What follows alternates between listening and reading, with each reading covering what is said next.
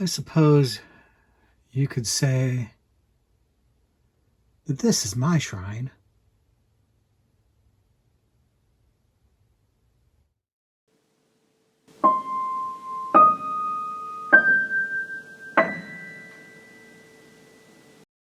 Hello, everybody, and welcome back to the Horror Movie Syllabus. My name is Professor Victor, and I'll be your host as we go through all of the essential, noteworthy, interesting, and notorious modern horror films.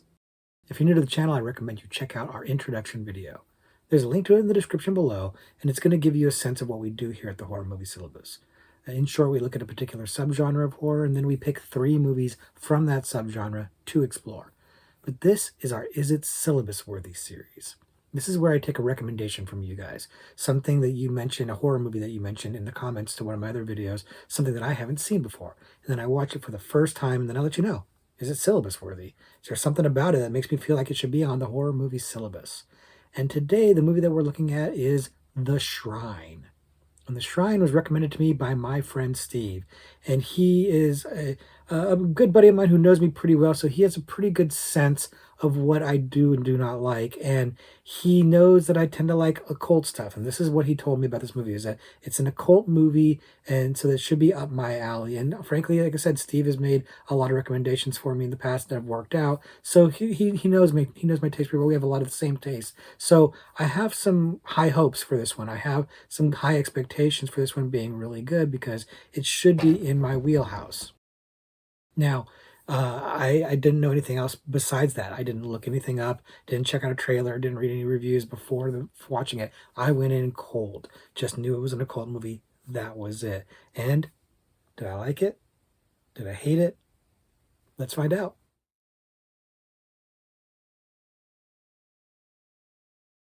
Like I said, the movie that we're looking at today is The Shrine. The Shrine came out in 2010 and was directed by John Knotts. And when I look him up, he doesn't seem like he has a huge pedigree. He doesn't seem like somebody who's super noteworthy, but he did direct Jack Brooks' Monster Slayer, which is kind of a cult fave. A lot of people will recognize that movie, have seen it, liked it. I don't remember thinking it was all that special. It was fine, if I recall correctly. It didn't make a huge impression on me, but there are a lot of fans for it that, kind of has a little bit of a cult following. So that's maybe his biggest claim to fame, but he did direct this movie too. And if you haven't seen it before, the movie follows a journalist who is desperate to find a meaty story so she can get her name out there as a journalist. So she takes her photographer boyfriend and her intern colleague from work, and they travel to Poland to follow up on a story of somebody who went missing there under mysterious circumstances. And they're trying to find out what happened to him and get a story. But when they get there, the locals are less than welcoming, and there's clearly something that they're hiding. And it doesn't long before they figure out that they're in danger and they've maybe bitten off more than they can chew.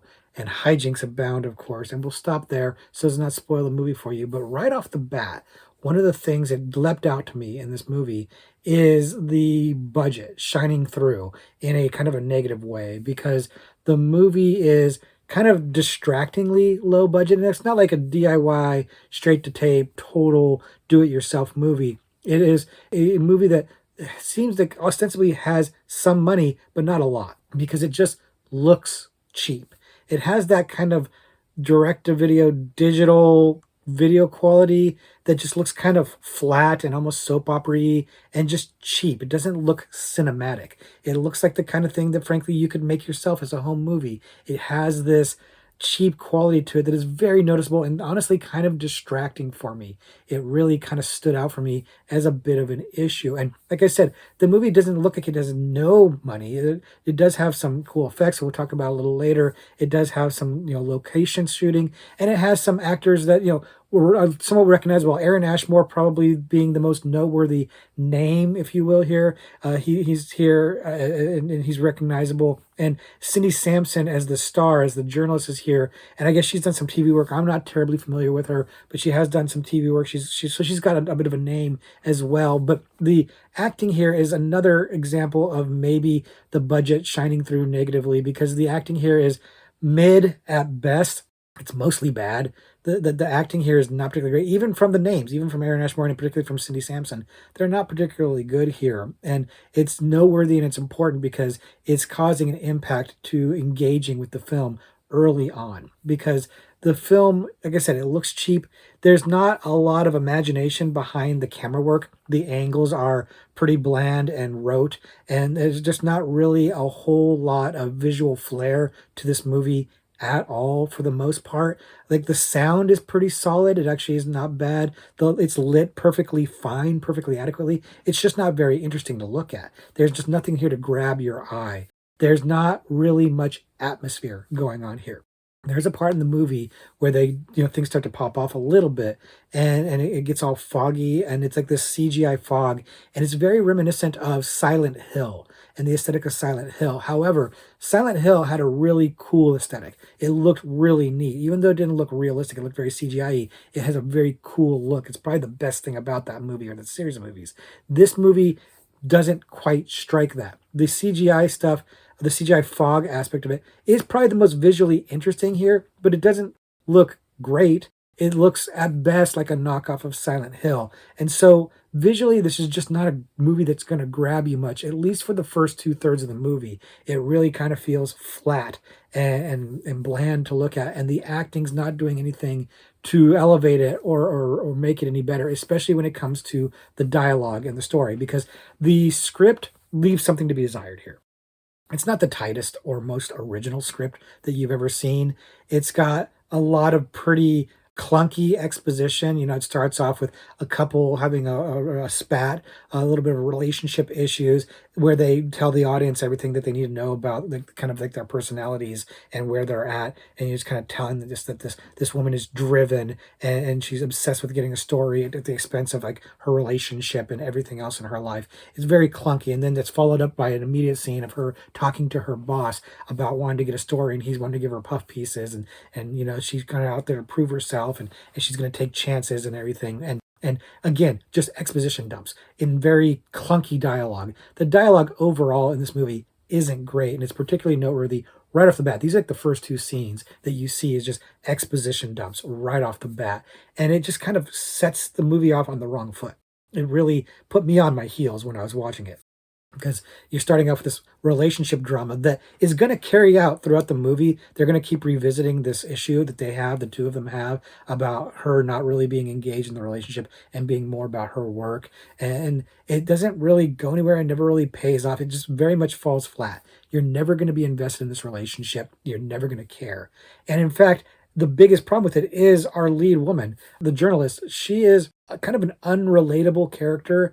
I would say maybe even unlikable. In fact, when I looked at reviews after the fact, the reviews, we'll get into the reviews a little bit more. They're kind of mixed, but the reviewers kind of unilaterally do not like this character.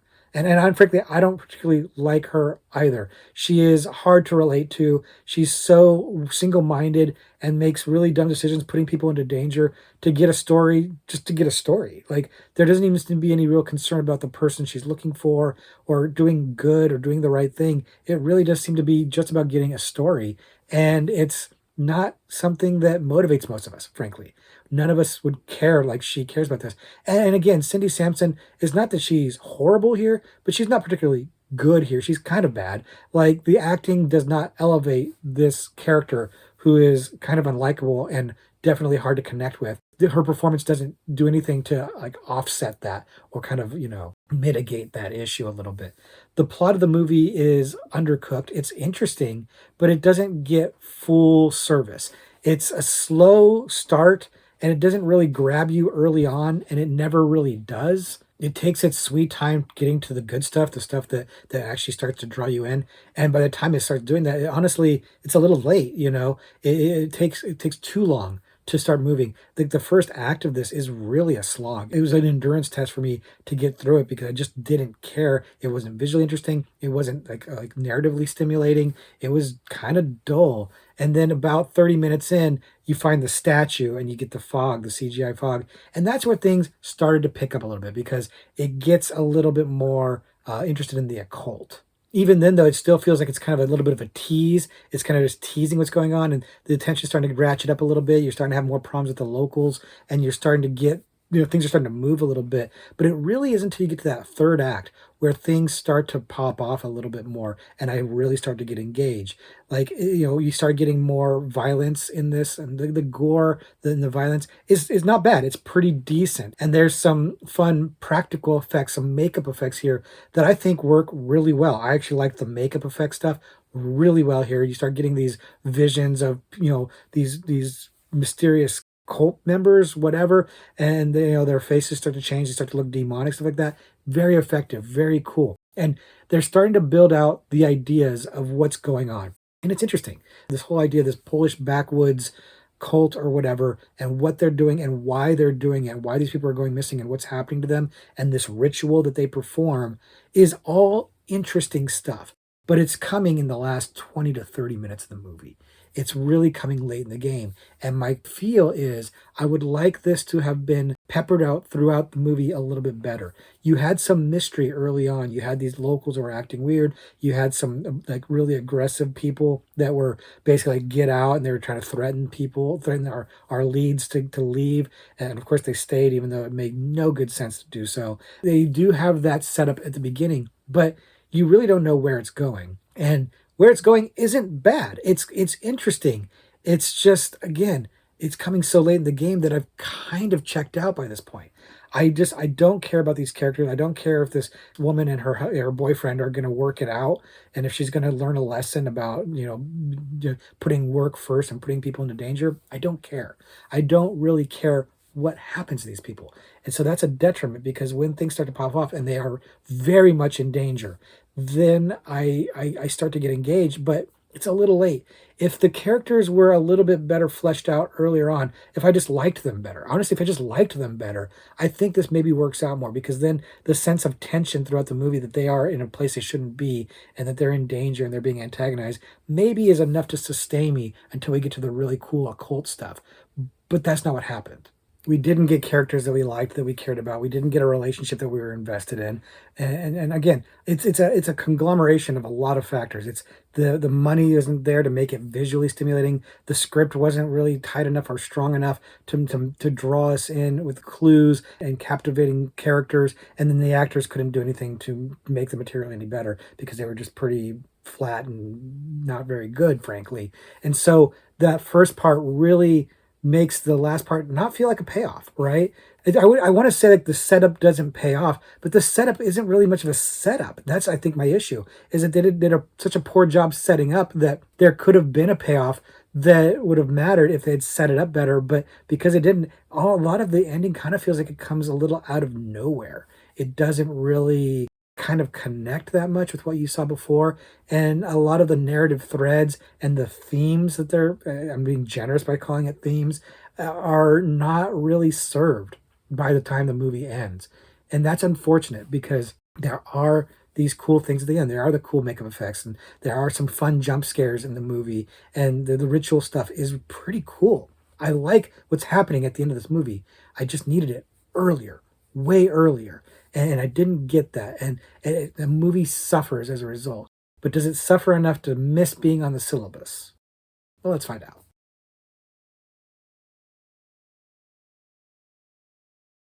So, is the shrine syllabus worthy? No, no, no, it's not. It just really didn't live up to my expectations, and maybe that's part of the problem. Is I just really went into this kind of having high expectations. I really thought this was gonna be something that's gonna be right in my alley, and really kind of just like tickle me the right way, and it just didn't do that. I mean, it is subject matter wise right up my alley. This, especially by the third act, is something that I should be liking, but I don't. And it just can't help but feel that the problem lies behind the camera. Really, it's the script is not tight enough. It doesn't do what it needs to be doing. The budget is not enough to do cool enough stuff to make this visually interesting. The acting is just, it's subpar. It is. It's just subpar. Even the named actors are subpar. Nobody's particularly good in this movie, and some of them are downright bad. The little girl in particular, really bad. And the whole combination of these things doom this movie right from the start. The lack of mood in this movie, the lack of atmosphere, really, really hurts it a lot. And so, in comparison to other occult movies we talked about on the channel, it's not going to hold a candle to them. It's just not. This movie just doesn't feel special enough or even frankly competent enough to even hold a candle or contend with those better movies.